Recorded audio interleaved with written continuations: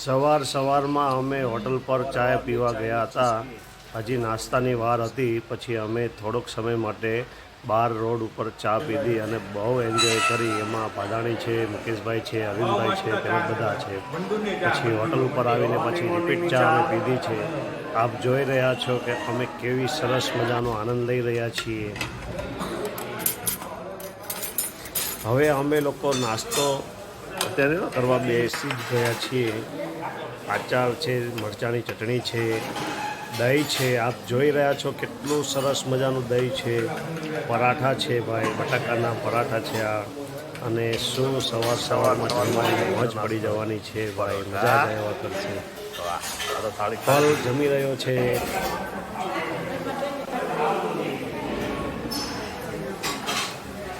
બધા જ જમી રહ્યા છે પોતપોતાની ધૂનમાં. જો આપ જોઈ રહ્યા છો બધા જ પોતપોતાની રીતે નાસ્તો સરસ મજાનો કરી રહ્યા છે. વિષ્ણુભાઈ, નમ્ર, અરવિંદભાઈ, હિંમતભાઈ, મુકેશભાઈ, વિપુલભાઈ, બિપિનભાઈ તેમજ હું. હાય સૌમ્યા. બધા જ નાસ્તો ફર્સ્ટ ક્લાસ સરસ મજાનો કરી રહ્યા છીએ. કેવી મજા આવે છે ભાઈ વિપુલભાઈ? હા, તો સરસ મજાનું આ અમારું નાસ્તાનું આયોજન અહીંયા અમારું છે. આ કેતનભાઈ, ચતુર કાકા, આ બધી જ મહારાણીઓ 2021ની છે અને અમે જૂની મહારાણીઓના મહેલ જોવા આવ્યા છીએ. તો આપ જોઈ રહ્યા છો બધા જ 2021ના મહારાણીઓ. Very nice pose. વાહ વાહ વાહ. થોડી જ વારમાં અમને ગાઈડ બધું જ આ મહેલ વિશેનું ટોટલ તમામ પ્રકારનું નોલેજ આપવાના છે. તો આપ સાંભળજો. किलोमीटर का टापू है और इस 40 किलोमीटर के टापू के ऊपर 3 शासन हुए थे। यहाँ 12वीं सेंचुरी में 12वीं शताब्दी में परमारों का राज था। राजा भोज का नाम सुना होगा आप लोगों। उज्जैन उनका निवास था और उज्जैन से केवल वो मांडू शिकार करने के लिए आते थे। उन्होंने अपने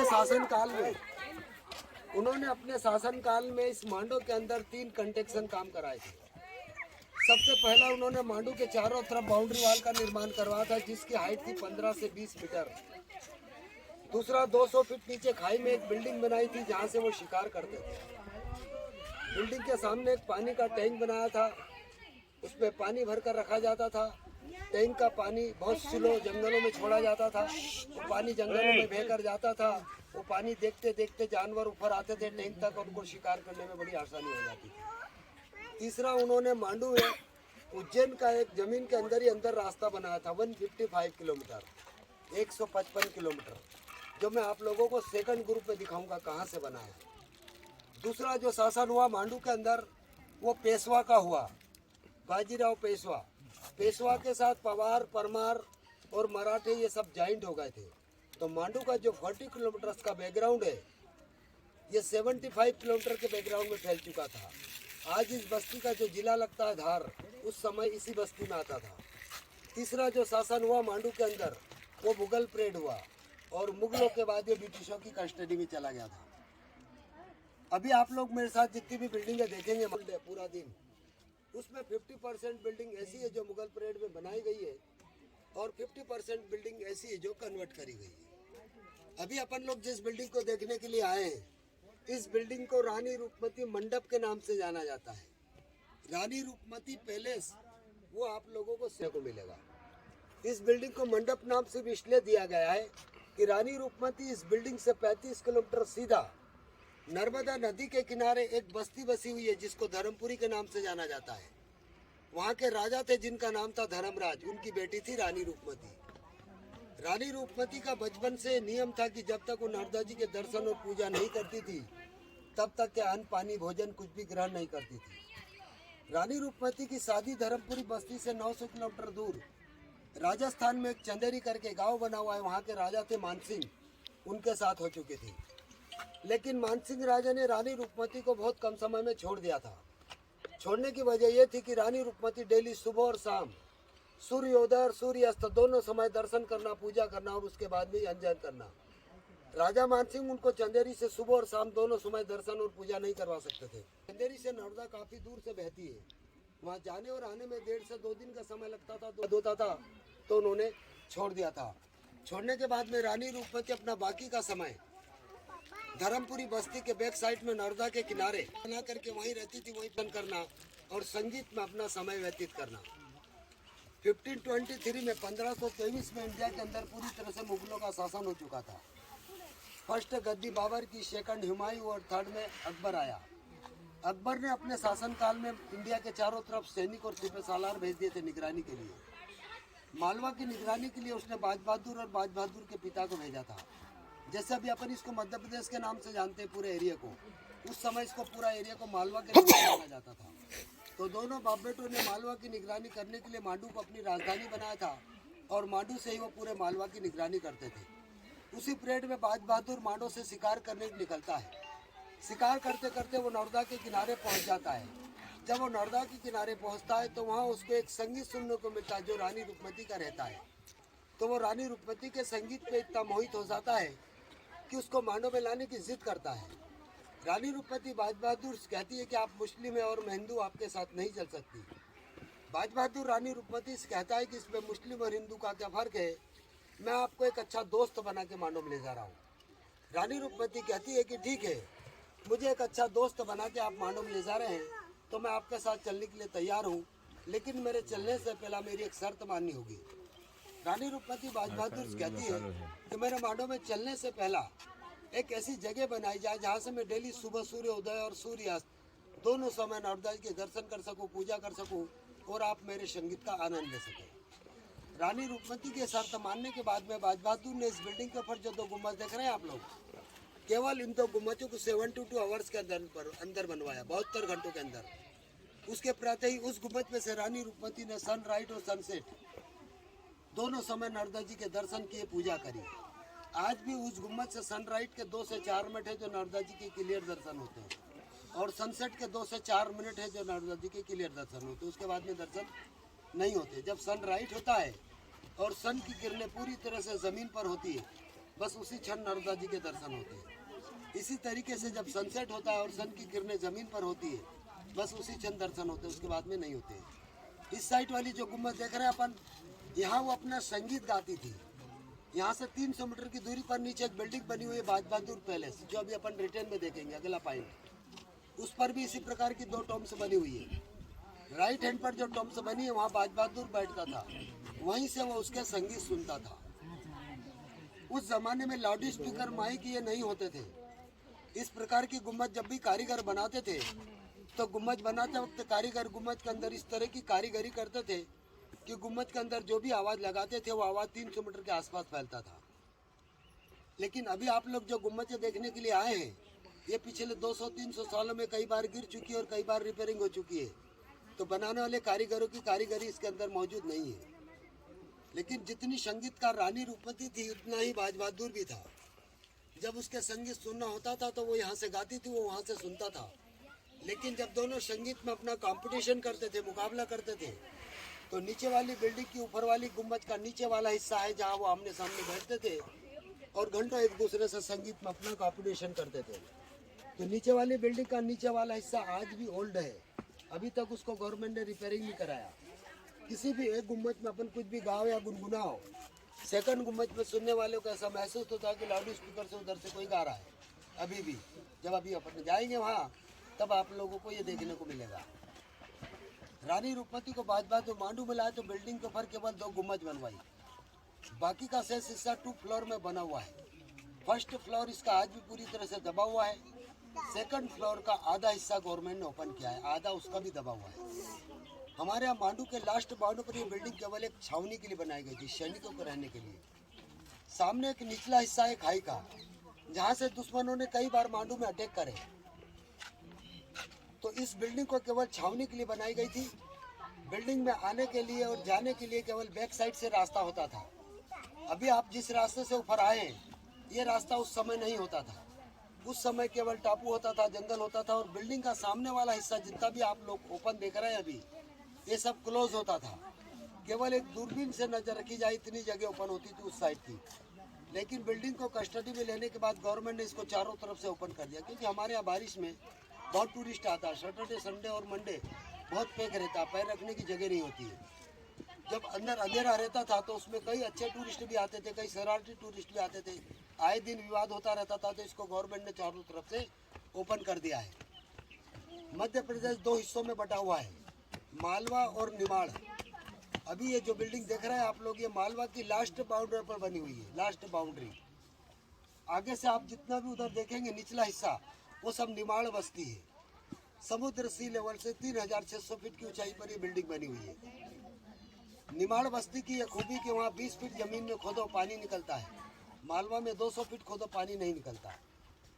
आज भी इस निमाड़ बस्ती से 500 किलोमीटर की दूरी पर समुद्र लगा हुआ है, अरब सागर।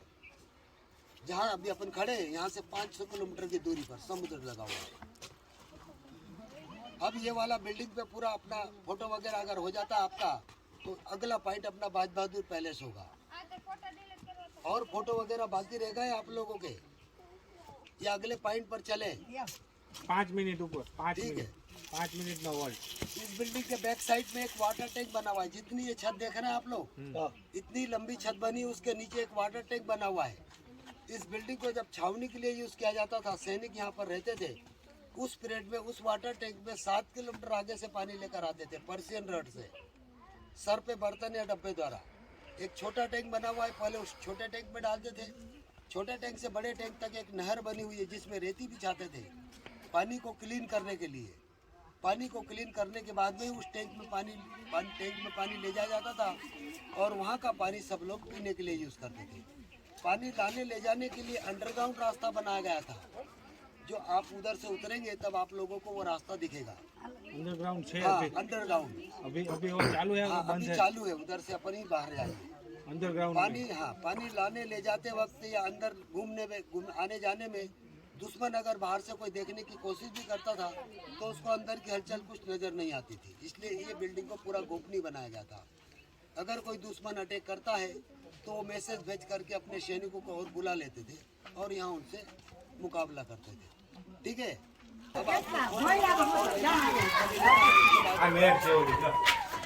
ચલો આ પહેલાના જમાનામાં રાણીઓ માટલું લઈને પાણી ભરવા અહીંયા જ આવતી હતી. ફિલ્ટર થઈ પાણી જાય.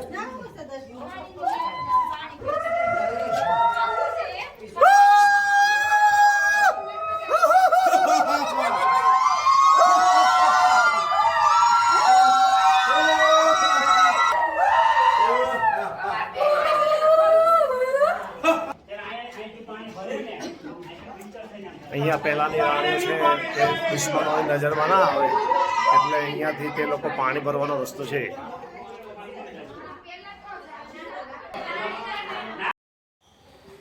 હવે એક આ જૂના તૂટી ગયેલા મહેલની અંદર અમે આવ્યા છીએ. અત્યારે એકદમ તૂટી ગયેલું છે, એનો નજારો આપ જોઈ રહ્યા છો કે એકદમ તૂટી ગયેલું છે. અને અહીંયાથી ખૂબ જ મસ્ત નજારો દેખાય છે. મહેલ પણ સરસ દેખાય છે. આપ જોઈ રહ્યા છો કેટલું મસ્ત વાતાવરણ છે. અને અહીંયા બહુ ટ્રાફિક ઓછું છે ને બહુ મજા આવે એવું. આવા બધા ખાવડાવાલા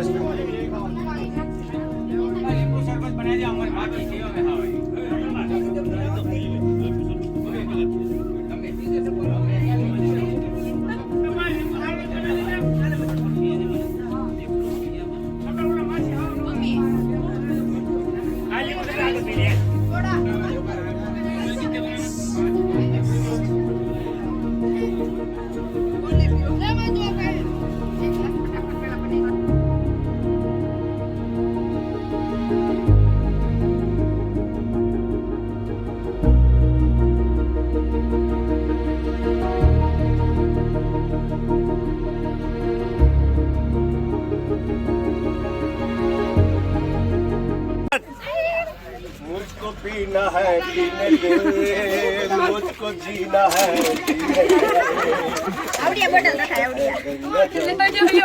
ये तो है अगर शराब, पानी जैसा है हमारा खून और तुम्हारा खून है गुलाब, ख्याल से भरे रहे। इधर बाजू में एक लेक देख रहे हैं आप लोग? हाँ। इसको रेवा कुंड के नाम से जाना जाता है। हाँ। रेवा जो नाम सुन रहे हैं, नर्मदा जी का दूसरा रूप या दूसरा नाम दिया गया है। अच्छा। अभी अपन जिस पॉइंट पर गए थे उस पॉइंट पर से उस पॉइंट पर से रानी रूपमती को 8 महीने सुबह और शाम दोनों समय दर्शन और पूजा होती थी। उसको वहाँ से 4 महीने दर्शन और पूजा नहीं होती थी। वो 4 महीने कौन से होते थे? उषा काल के, बारिश के। हमारे यहाँ जब भी बारिश स्टार्ट होती है सारे बादल नीचे आ जाते हैं। 100 मीटर का सामने का कुछ, तो रानी रूपमती को भी जब उषा काल में वहाँ से दर्शन और पूजा नहीं होती थी तो मांडू से डेली 20 किलोमीटर आगे जाती थी जहाँ से नर्मदा जी बहती है। सुबह जाना, दर्शन पूजा करके वापसी मांडू आना, शाम को जाना, दर्शन पूजा करके मांडू आना। वो डेली अप डाउन करती थी। तो बताते हैं कि जब वो मांडू से डेली अप डाउन करती थी तो नर्मदा जी उनके ऊपर इतनी प्रभावित हुई कि नर्मदा जी ने साक्षात स्वप्न में आकर कि बेटी तू मेरी एक शर्त मान ले तो मैं मांडू में कहीं भी प्रकट हो जाऊंगी।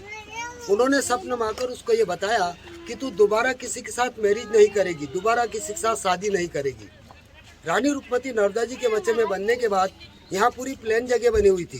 कॉर्नर पे थोड़ी खुदाई कराई गई तो वहाँ पर बालू, रेत, शंख और पानी जो नर्मदा पाए जाते हैं वो तीनों चीजें प्रकट हुई।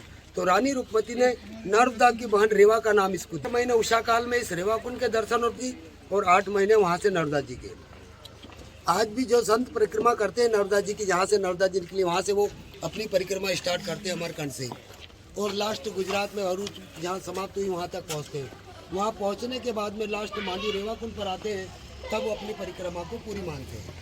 ये जो वाल देख रहे हैं आप आधा टूट पूरा घूम करके एल हिस्सों में रेवा कुंड के कॉर्नर तक बना हुआ था। इसके ऊपर पत्थरों की नहर बनी हुई थी। इस बिल्डिंग के अंदर 3rd फ्लोर पर एक स्विमिंग पूल बना हुआ है। रेवा कुंड का पानी नीचे से ऊपर ले जाकर नहर में डाला जाता था। नहर द्वारा पानी बह करके बिल्डिंग के अंदर जाता था। अब अंदर आइए आगे।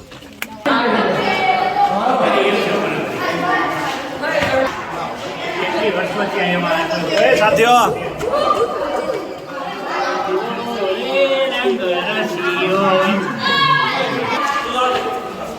મસ્ત સાંભળો. હા તો કેવું છે આમ જોવો તમે જબર છે.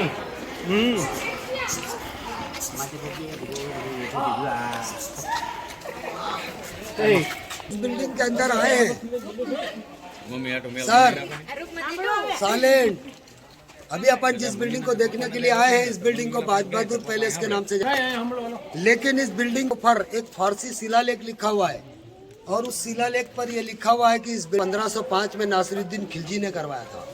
अभी अपन इसको बाज बहादुर पैलेस के नाम, तो मैंने आप लोगों को ऊपर बताया था कि बाज बहादुर और बाज बहादुर के पिता दोनों को दिल्ली से अकबर ने मालवा की निगरानी के लिए भेजा था। दोनों बाप बेटों ने मालवा की निगरानी करने के लिए मांडू को अपनी राजधानी बनाया था।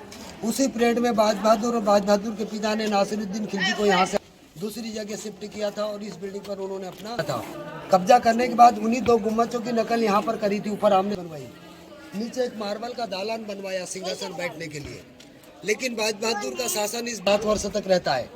7 वर्ष के अंदर बाज बहादुर की सेना में से कुछ सैनिक उसके दुश्मन बन जाते हैं, अपोजिट हो जाते हैं और वो बाज बहादुर की शिकायत गोपनीय तरीके से दिल्ली कर देते हैं अकबर को। उसकी शिकायत ये करी जाती है गोपनीय तरीके से कि बाज बहादुर ने मांडो के अंदर एक हिंदू धर्म की लड़की को ला के रखा, दूसरा नासिरुद्दीन खिलजी के साथ बगावत करके उसकी बिल्डिंग को अपने कब्जे में लिया। जब उसकी ये दोनों शिकायत दिल्ली पहुंचती तो अकबर वहां से गुप्तचर सैनिक भेजते हैं मांडो पता लगाने के लिए कि बाज बहादुर की जो शिकायत आई है सही या गलत इसका पता लगा जाए। गुप्तचर सैनिक जब मांडू आते हैं पता लगाते हैं तो वो सही पाया जाता है। तो जलालुद्दीन अकबर सेना को आदेश देता है कि बाज बहादुर को मांडो से अरेस्ट कर लिया जाए। जैसे बाज बहादुर को पता चलता है कि शहनशाह ने सेना को आदेश दिया मुझे अरेस्ट करने का, तो वो सेना के पकड़ में नहीं आने से पहले दिल्ली पहुंचने की कोशिश करता है कि मैं उनके सामने पहुंच करके डिटेल में सारी बात सही बताऊंगा। तो मांडू के अंडरग्राउंड रास्ते से प्लान करता है जो 400 किलोमीटर आगे निकलता है, भोपाल के पास शाजापुर सारंगपुर के बीच में। लेकिन कुछ सैनिकों को अंडरग्राउंड रास्तों के राज मालूम थे। अरेस्ट करने वाले सैनिकों को राज बता दिए जाते हैं। अरेस्ट करने वाले सैनिक पहले से ही जाकर वहाँ खड़े हो जाते हैं जहाँ ये निकलने वाला रहता है। जैसे ये वहाँ निकलता है इसको चारों तरफ से घेरा डाल करके वहाँ अरेस्ट कर लिया जाता है और वहीं से फिर सैनिक खबर भिजवाते हैं दिल्ली कि बाज बहादुर को हम मांडो अरेस्ट करने के लिए गए थे लेकिन वहाँ हमारे पकड़ में नहीं आया, वहाँ से उसने पलायन किया, वहाँ से वो भाग चुका था और हमने उसको फलानी जगहों से अरेस्ट किया है। जब उसकी ये खबर सुनते हैं अकबर तो सेना को वो आदेश देते हैं कि जहाँ उसको पकड़ा है वहीं पर उसको सूली पर चढ़ा दिया जाए। तो भोपाल के पास शाहजहाँपुर और सहारनपुर के बीच में एक लेक बना हुआ है उस लेक के किनारे ले जाकर उसको सूली पर चढ़ा दिया जाता है। जब रानी रूपमती को पता चलता है कि बाज बहादुर को शहंशाह ने अरेस्ट करने के बाद में सूली पर चढ़ा दिया है, तो वो भी अपने रहने के महल में जाती जहाँ बाज बहादुर ने उसका रहने का बनाया था। वहाँ जाती, वहाँ जाने के बाद में अपने अंगुली में से हीरा चाटकर सुसाइड कर लेती, हीरा जिसमें सल्फाज होता है पायजन। तो उसकी डेड बॉडी को भी यहाँ से ले जा करके बाज बहादुर की समाधि के बैक साइड में उसकी समाधि बनाई जाती है। दोनों की समाधि आज भी वहाँ बनी हुई है, भोपाल के पास शाहजहाँपुर और सहारनपुर के बीच में एक गुम्बद बना हुआ है, गुम्बद के अंदर दोनों की समाधि है। मैंने आप लोगों को ऊपर बताया था कि रानी रूपमती वहाँ से गाती थी, बाज बहादुर यहाँ से सुनता था। और जब दोनों कंपटीशन का नीचे वाला हिस्सा जहाँ वो आमने सामने बैठते थे और घंटों एक दूसरे से संगीत में अपना कंपटीशन करते थे। इतने बड़े संगीतकार थे कि संगीत का जो सम्राट था तानसेन, वो भी मांडू आया था इन दोनों के बीच में संगीत में हिस्सा लेने के लिए। तो दोनों में से एक राग दीपक जानता था और एक राग मल्हार। जब जाकर के यहाँ दोनों वो कंपटीशन करते थे। तो पहले मैं आप लोगों को कुछ टूटा फूटा सुनाता हूँ, उसके बाद में आप में से कोई बढ़िया गाने वाला होगा तो वो गाएगा और बाकी लोग सुनेंगे। ठीक है, आइए।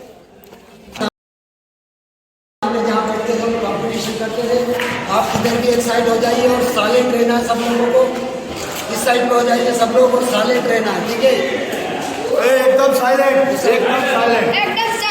उधर जाइए अंदर, सर अंदर, वहाँ से आएगा क्लीन आवाज अंदर से।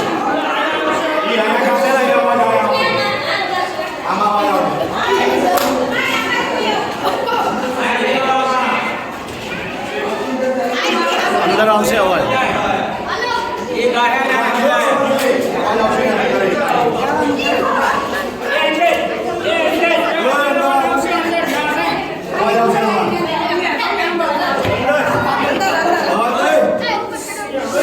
गार्जियन आवाज नहीं आवશે।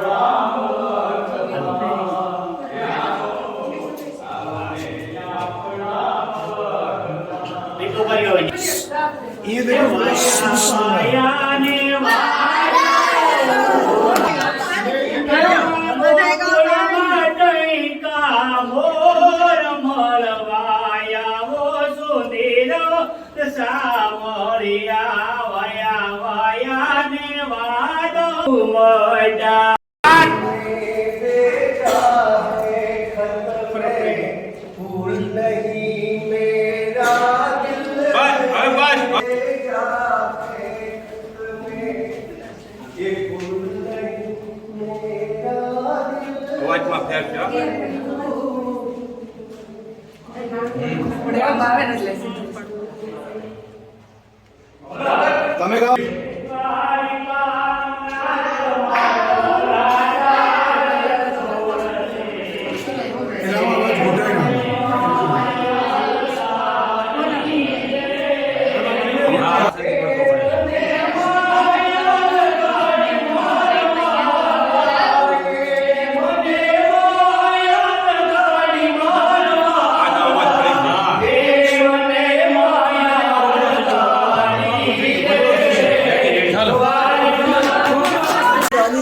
के केवल संगीत सुनता था। वो जो सामने गुम्बद है वहाँ से रानी रूपमती केवल गाती थी और ऐसा कोई रोज का काम नहीं था उनका। ये उनके मूड के ऊपर था कि जब उनका मूड एंजॉय करना हो तो वो गाती थी, सुनता था। आप लोग ये बस अब गाना पड़ता था और बाज बहादुर को सुनना पड़ता था, नहीं के ऊपर डिपेंड करना था। इधर बाजू में एक पेड़ देख रहे हैं आप लोग, ये हमारे मांडो का बहुत एक फेमस फ्रूट है, और यह फ्रूट नहीं है, ये यूरोप कंट्री का फ्रूट है। इसको महमूद खिलजी लेकर आया था। महमूद खिलजी अपनी पूरी सेना के साथ रेगिस्तान के रास्ते से इंडिया आ रहा था। उसको मालूम था कि जिस रास्ते से अपन जा रहे हैं उस रास्ते में पीने का पानी बहुत कम मिलेगा और नहीं मिलेगा, इसलिए उसने अपने सभी सैनिकों को ये एक एक फल हाथ में दे दिया था और ये बता दिया था कि अगर रास्ते में कहीं पानी की प्यास लगती है और पानी नहीं मिलता है तो इसके अंदर का व्हाइट पाउडर आप लोगों को यूज करना है थोड़ा थोड़ा, तो आपकी जो पानी की प्यास है वो पूरी तरह से बुझ जाएगी। तो मांडो लेकर के वो ये आया। हमारे मांडो के अलावा ये फ्रूट कहीं होता नहीं है।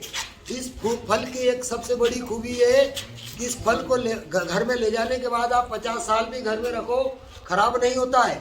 50 साल बाद भी फोड़ोगे, अंदर से व्हाइट पाउडर निकलेगा जो खट्टा और मीठा टेस्ट होता है। चूरन के काम में भी आता है, डायबिटीज के भी काम में आता है। और इतने मोटे तने होते हैं इस फल के कि जहाँ ज़्यादा होता है ये, वहाँ के जो आदि मानव लोग रहते हैं इन पेड़ों की तनों में अपनी कुटिया बनाकर रहते हैं। आज भी ऑस्ट्रेलिया में इतने मोटे तने का एक पेड़ है कि उसको प्रशासन ने ब्रिज बना रखा है, नीचे से गाड़ी आती जाती है, ऊपर पेड़ लगा हुआ और फल लग रहा है। उसको ऑस्ट्रेलिया में बाओबाओ के नाम से जाना जाता है और अपने यहाँ इसको खुरासानी इमली के नाम से जाना जाता है। पेड़ पे पूरी तरह से पका हुआ फल की क्वालिटी सबसे अच्छी होती है, जो लेने पर अंदर से आवाज आता है पूरा पाउडर और बीजे का। शरीर के अंदर जैसे गर्मी हो जाती है, मेडिसिन वगैरह लेकर के लेते रहते हैं तो इसका शिकंजी एक पाउडर चम्मच और 1 गिलास पानी में 8 दिन 15 दिन या महीने भर अगर आप लोगे तो शरीर की जितनी भी आपकी गर्मी है वो सारी बाहर हो जाती है। ये इस फल की खूबी है, ठीक है। वो सामने वाला जो गुम्बज है वो उसकी नकल करी थी उनने।